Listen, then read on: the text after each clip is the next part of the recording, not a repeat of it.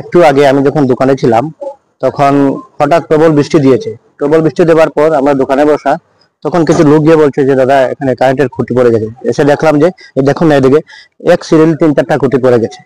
সেটা কার গাফিলতি বা কি কারণে হলো আমরা তো সাধারণ মানুষ হিসেবে এখন বলতে পারছি না। তবে যেটা হয়েছে, মহা বিপদ থেকে বেঁচেছে মানুষ।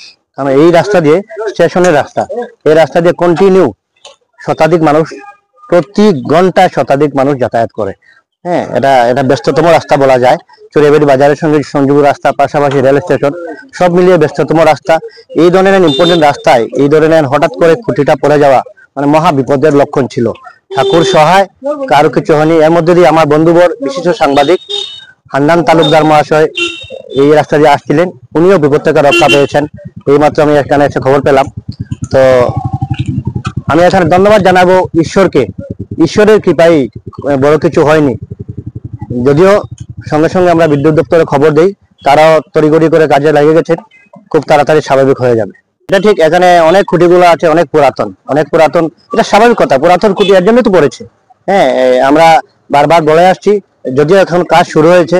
হ্যাঁ, এখন নতুন খুঁটিগুলোর কাজ শুরু হয়েছে, কেবল লাইনের কাজ শুরু হয়ে গেছে। আশা রাখছি আগামী দিনে এই সমস্যাগুলো থাকবে না। এটা ঠিক, দায়ভার তো আমরা বলবো দপ্তরের উপরে বর্তাত। এর জন্য দপ্তরই দায়ী থাকবে। আজকে যদি কোনো বিপজ্জনক ঘটনা হতো, তার জন্য দপ্তরই দায়ী থাকতো।